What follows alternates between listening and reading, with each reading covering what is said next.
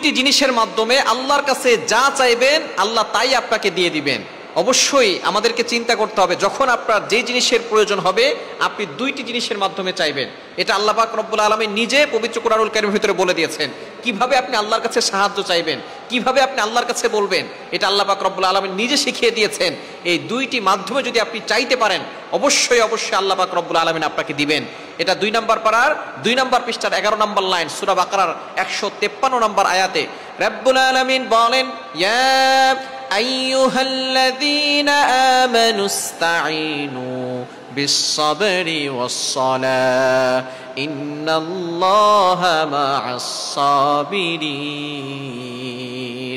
আল্লাহ পাক রব্বুল আলামিন ঈমানদারদেরকে ডাক দিয়ে বলছেন, ইয়া আইয়ুহাল্লাযীনা আমানু, ও ইউ হ্যাভ বিলিভার্স, হে ঈমানদারগণ, ইস্তাঈনু বিস-সাবরি, তোমরা আল্লাহর কাছে সাহায্য চাও 1 নম্বরে ধৈর্যের মাধ্যমে। ধৈর্য ধারণ করতে হবে। যদি কখনো কোনো বিপদ আসে, কখনো বালা মুসিবত আসে, কষ্টের ভিতরে পড়ে যান, 1 নম্বরে ধৈর্য ধারণ করতে হবে। যদি আপনি ধৈর্য ধারণ করতে পারেন আল্লাহ পাক রব্বুল আলামিন অচিরেই আপনাকে যতটুকু ক্ষতি হয়েছে বিপদ এসে তার থেকে বেশি কিছু আপনাকে দান করে দিবেন। যখনই আপনি বিপদে পড়ে যাবেন 1 নম্বর কাজই হচ্ছে ধৈর্য ধারণ করবেন। এটা আল্লাহ পাক রব্বুল আলামিন নিজে শিক্ষা দিয়েছেন। নবীদের দিকে ফোকাস করেন।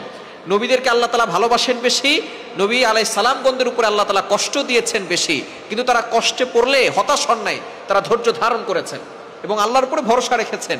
এজন্যই প্রতি বছরে একটা মাস আছে রমজান, যে সময় আমরা ধৈর্যের পরীক্ষা দেই। সারাদিন ক্ষুধার্ত পেট নিয়ে বসে থাকি, প্রচন্ড গরমে তৃষ্ণায় গলা ফেটে যায়, ক্ষুধায় পেটে এমন ভাবে ব্যথা শুরু হয়ে যায়, তারপর আমরা ধৈর্য ধারণ করে অপেক্ষা করি কখন আল্লাহর আদেশ আসবে, কখন মাগরিবের সময় হবে। সুতরাং এই ধৈর্য ধারণ করতে হবে।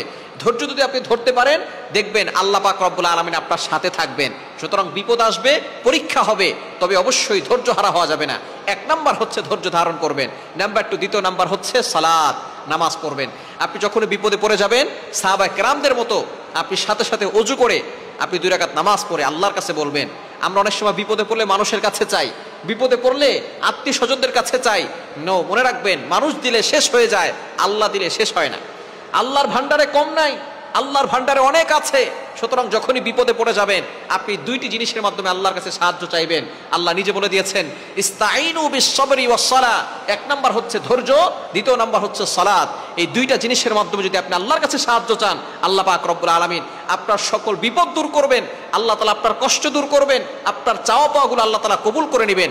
এজন্য যখনই আপনি বিপদে পড়ে যাবেন, কোনো কিছুর দরকার হবে, প্রয়োজন হবে, আপনি 2টি জিনিস, 1 নম্বর হচ্ছে ধৈর্য এবং দ্বিতীয় নম্বর হচ্ছে সালাতের মাধ্যমে চাইবেন। আর আল্লাহ তাআলা বলে দিয়েছেন, ইন্নাল্লাহা মা'আস-সাবিরিন, যারা ধৈর্য ধারণ করে আমি আল্লাহ তাদের সাথে আছি, আমি আল্লাহ তাদের সাথে থাকি। সুতরাং আপনি ধৈর্য ধারণ করেন, আল্লাহর কাছে নামাজ পড়ে সাহায্য চান, দেখবেন আল্লাহ পাক রব্বুল আলামিন আপনার সকল চাওয়া পাওয়াগুলো কবুল করে নেবেন।